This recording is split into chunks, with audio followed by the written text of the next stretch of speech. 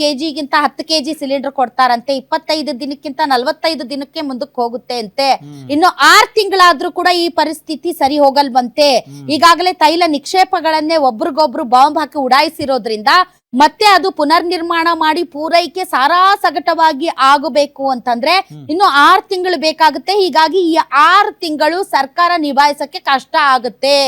1 ತಿಂಗಳು ನಿಭಾಯಿಸಬಹುದು, ಬಟ್ ಮುಂದಿನ ದಿನಗಳಲ್ಲಿ ತುಂಬಾ ದೊಡ್ಡ ಏನೋ ಒಂದು ಭೂತ ಭಾರತೀಯರ ಮೇಲೆ ಬಂದು ಬೀಳುತ್ತೆ ಅನ್ನೋ ತರದ ಕೆಲವೊಂದು ವದಂತಿಗಳು ಹರಡ್ತಾ ಇರೋದ್ರಿಂದ ಬಹಳಷ್ಟು ರಾಜ್ಯಗಳಲ್ಲಿ ಒಂದು ರೀತಿ ಪ್ಯಾನಿಕ್ ಇದೆ.